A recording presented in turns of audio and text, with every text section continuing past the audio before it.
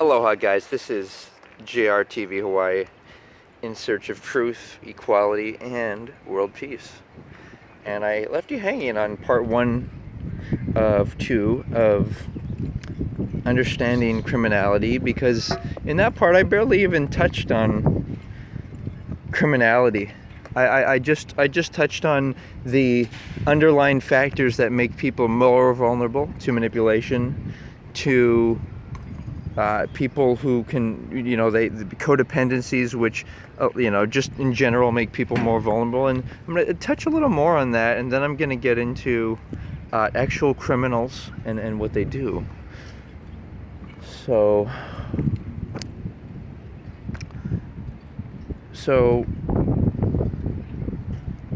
you have to be your own security.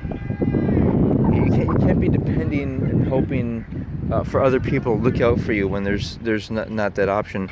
And just the same, you have all these scenarios in which people are making themselves vulnerable, not looking out for danger, not seeking and giving space when there's potential conflicts. They're consuming drugs and alcohol and distracting themselves, and just like, what do you expect to happen if you're voluntarily not voluntarily doing this? You're practically putting yourself, and that's the mindset we have to have in criminality. It's society's problem. It's not the criminal. That just empowers the criminal. Our responsible thinking does this. For example, instead of saying, oh, prostitution is all men's fault, and I appreciate feminists for trying to put men in check. A lot of men are not, they're not good because they objectify people. And why do they objectify people? Because they were objectified by their legal mother and father, parents, or parental guardian, or grandparents. And on the surface it seems like, oh, what a nuclear family, but in reality, guys, it's actually not. It's actually a very dark thing, very dark. So in order to make peace, all right, we need to look at these things for what they are. All right, so, oh nice, that rainbow's still there. Guys, we had a lovely scene out here. How nice is this, guys? Thanks for joining me. But as I was suggesting,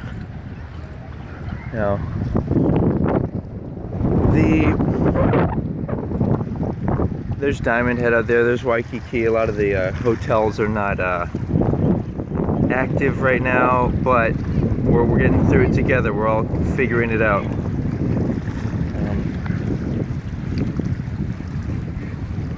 Part of it is, how much do you need to operate?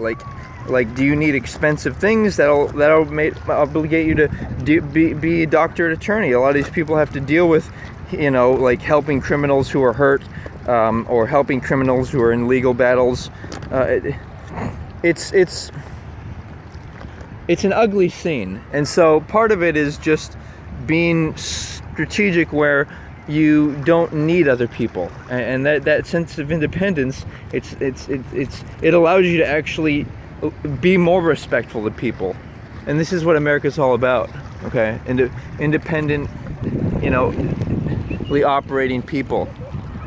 When you operate independently, when you don't label somebody as a father, mother, you end up not objectifying yourself, not being angry, and being your final authority, and not labeling a god as your authority, but rather yourself. You're gonna create solutions. You're gonna take responsibility for the world's problems, and in effect create solutions because you want to, And so the worst, like, for example, maybe we can look at the worst types of criminality. How about that? So rape and murder, right? Obviously,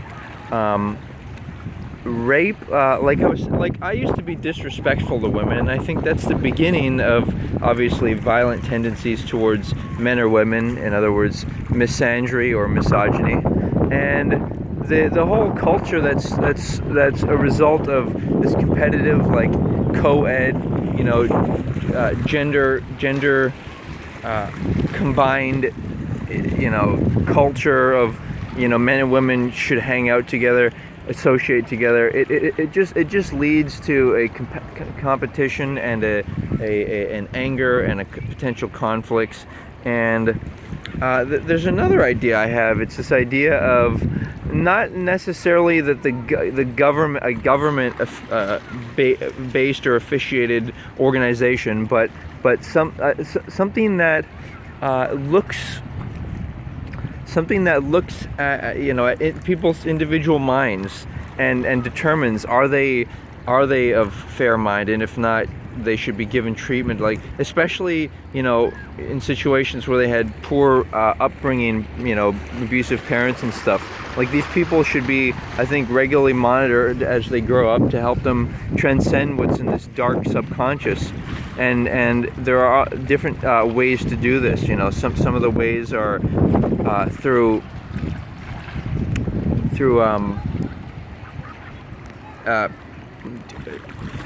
using DMT to out-of-body experiences, to trying to get a feeling that you are all pure consciousness, and you can, and other things are just responsibility, like like a lot of people who are murderers, they don't have, like, goals. They just get, like, they desperately depend upon other people to assure them, and as a result they just end up killing someone. Like for example, they don't have a goal of and another thing is the like a goal of, like, just like the foundation of my life. Well, my first priority is world peace, but followed up with my idea of, I want people to, I want people to, what do I want them to do? I want them to, have a significant, mate, a life partner. And a lot of people don't actually want this. They just want the youngest, most attractive person they can have, which is not a life partner, because the person has a different lifespan than they do.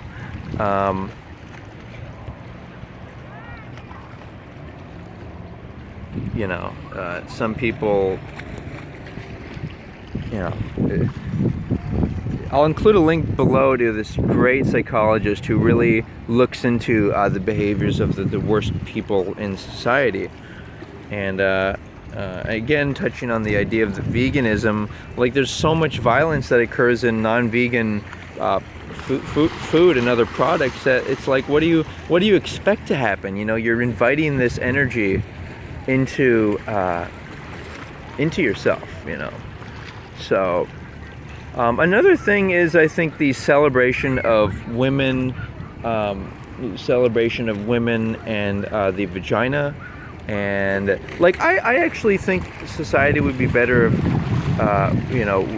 women didn't have larger breasts. Men perhaps had a sexual device that was similar more to, like, a woman's clitoris, because I think people would, but then might not be as fun to have,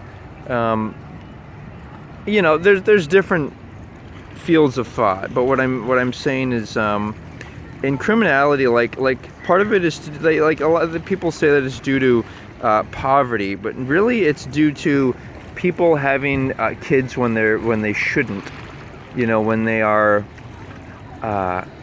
too poor to, and then the children having to in turn turn to criminality to exist and live.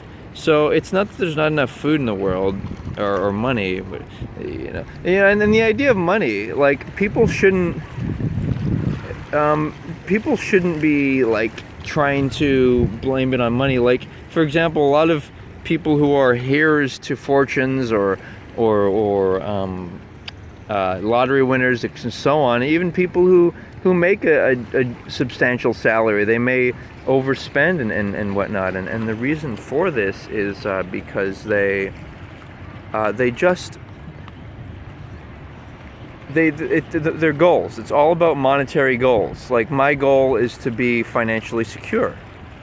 So I'm and it's not because I want to be better than people. It's not because I want to raise a family. It's not because I want to, buy a brand new, luxury car or house, or other types of experiences or whatnot. No, it's just because I want to, I want to be safe and comfortable, just basic comforts. And so some people will go out and buy a, fancy smartphone for $1,000 or something, and they should really save that $1,000, or maybe even save $2,000 and get an ounce of gold or silver. Silver fluctuates a lot, and in the event that gold is, well, you get the idea.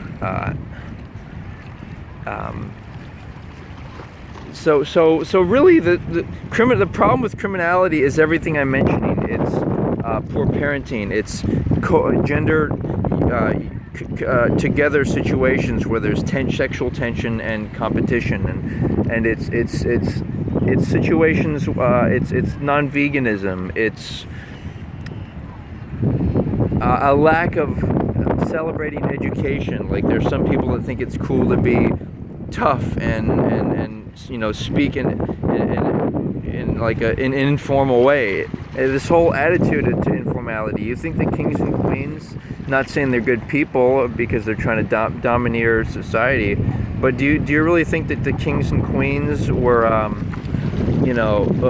searching? And some of them were, but like the ones that were dignified and noble, do you think they searched out for like casual intimacy and half-hearted, non-committal intimacy and lifestyle? No, they were about formality. They were about studying for 10 years and then becoming the best you can be, smart and everything, and then of course having other people work for them, which is actually not a good thing. People should be willing to let's make our way down here. People should be willing to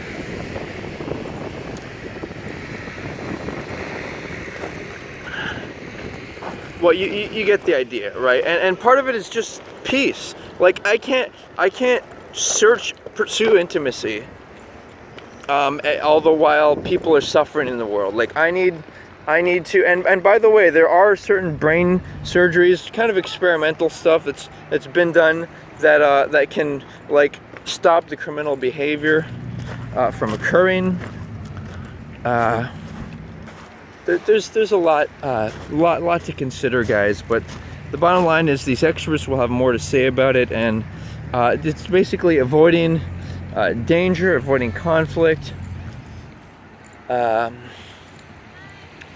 Circle around here.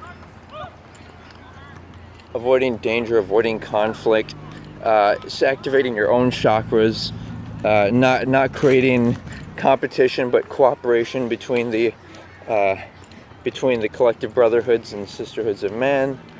Let's see, and not to mention, actually more money is needed for prisons and whatnot, because that allows us to properly hold people and not just have to release them because we can't afford to hold them. Like, I say, hold people until they're definitely healed, and unless they've committed certain crimes where they should be executed. And then the worst people who either hurt people or abuse people in prison and in the world and kill people, these people obviously need to be killed. We can't be compassionate. We need to be compassionate and put the most emphasis on education and celebration of the children, the ones who don't have a choice but deserve a choice to lead a better future. So thanks for joining me here. Obviously, light work and not being at the wrong place at the wrong time. Like I was saying, not like all of this is like directed towards the the normal person. Right on, man. Sorry. Right on, man.